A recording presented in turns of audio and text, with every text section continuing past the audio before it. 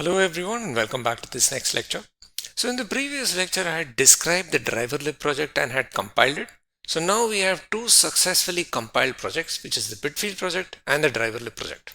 So in this lecture I'm going to execute these two projects and observe the waveforms on the oscilloscope. So to begin with, let me go over to the bitfield project and let me start with the debug mode. But before that I will bring the microcontroller into the video. So you will now see the microcontroller kit in the video. So it's pretty much what it was before, except that now there are two more connections made. So in terms of EPWM1, I have also connected EPWM output B of EPWM1 module and output B of EPWM4 module to the solderless breadboard. Right. So again, if you would like to know which pins these are, I would suggest that you refer to the kit overview PDF document that I usually share, and that usually has all the pin layouts of the entire kit, right? And what are the functions available on each and every pin. So now that we made these connections, it is now time to go into the debug mode. So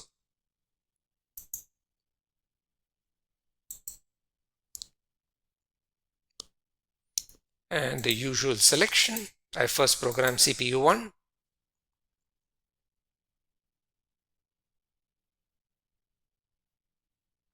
And the CPU is programmed and the program is in the halted state. So with this, I am now going to run the program and I will now zoom in to the oscilloscope to see the waveform. So this is now the oscilloscope waveform. So currently we have only EPWM1 functioning, and if you notice there is the yellow waveform which is operating and the blue waveform which is not operating. So now let us now go and check out how we can use the debug mode. So for this, I'm just going to collapse this and let me show you how this is done. So in this case, we will see here that we are looking at these two variables, int mode CPU, that is mode CPU1 and duty ratio CPU1. These two variables are global variables, and if they are global variables, then in that case we can add them to the watch window.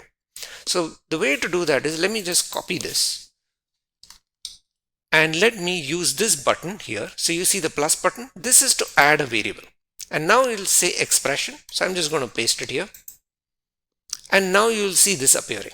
So now I'm going to add this as well, duty ratio CPU1. Again, I'm going to use the plus button and copy it here. So now if you look, these two are currently in listed. Now you'll see some buttons here which are refresh and continuous refresh.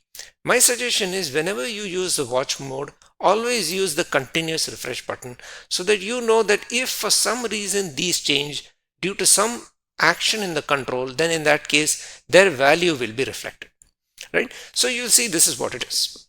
So now that we have this done, the question is, how do we change it? In this particular mode, if you take a look, the yellow waveform is the A output of EPWM1 and the blue waveform is the B output of EPWM1. So now currently B output is completely low, which is being fed to the device S2. So S2 is completely off and S1 is operating. So this is the forward power flow mode. So now let us suppose I want to change this to the reverse power flow mode. In that case, I have to make this mode CPU1 variable to be equal to negative. So let's go do that. You just have to click on it and you see the value shows up. I will put the value -1. So now you put the value -1, you will see that now you get a very different waveform.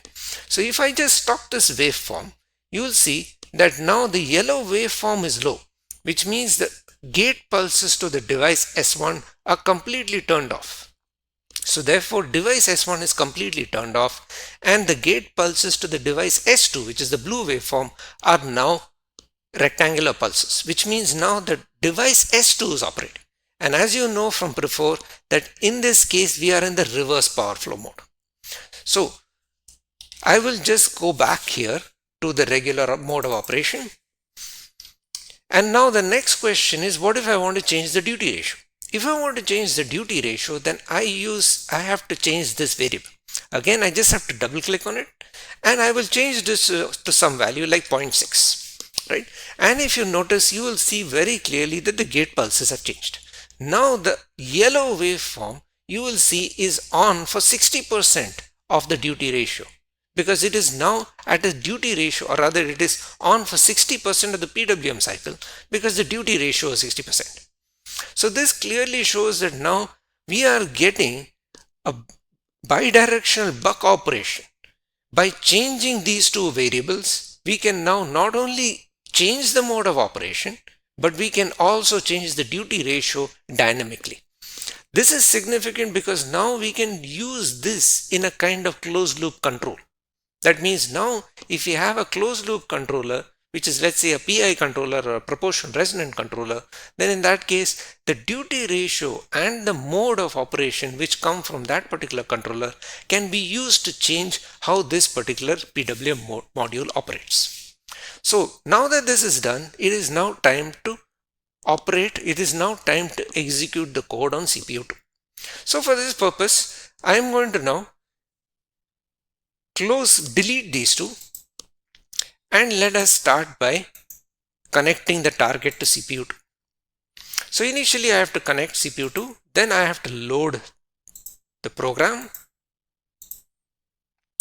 So go into the correct directory, that is the driver lib, and within that CPU2 RAM, and look for the .out file. So this .out file will have to be loaded, and you'll see it is now loaded, so therefore we can run it. So first things first, in order to actually see a difference, I must now change my oscilloscope connection. So I'm going to connect them now to EPWM4. So I have connected now the channel 1, which is the yellow waveform, to A output of EPWM4, and I have connected the blue waveform, which is channel B, that is channel 2, sorry, to B output of EPWM4. So now again we will get back the same variables as before. So I'm just going to go up here and I'm going to copy this and add it here to the watch list, and copy this, add it here as well. Right? So now we have exactly the same as before. So now let us now make the same change that we did before. First I'm going to make this to be equal to -1. And you will see you get exactly the same operation as we did with the bit field project. So I just have to stop this, and you will see here that now it is the blue waveform which is operating, and it is the yellow waveform which is completely off, which means S2 is operating but S1 is completely turned off. And I can always also change the duty ratio. So for example, if I increase this time, let's say increase it to 0.8. If I increase it to 0.8, you'll see if I stop this, you'll see it is a very different kind of waveform, right? And this is just because the trigger has not been correctly enabled. Let me again revert back to the forward power flow mode, because if it is the yellow waveform, then it will be triggered correctly. And now you will see it is triggered correctly, and the on time of the yellow waveform is 80% of the total PWM cycle. So this shows that number one, we have got our bidirectional buck converter going. We have translated our QSpice logic to a microcontroller logic. That is, we have now translated a simulation into an actual microcontroller implementation. And this microcontroller implementation can also be verified, so that if we want to integrate this into a larger program with a closed loop control, then we know that it will work correctly as expected. So with this, I'm now going to end the microcontroller video. And I have also come to the end of this particular lecture, and we now have a few more simulations to do, which I will start in the next lecture. That is, I will extend this particular project to the project for a bidirectional buck boost converter, again using two half bridge modules. And this is a simulation which I had shown with QSpice.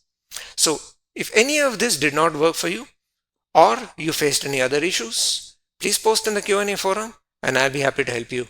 Otherwise, I will see you in the next lecture. Thank you so much for listening, and see you soon. Goodbye for now.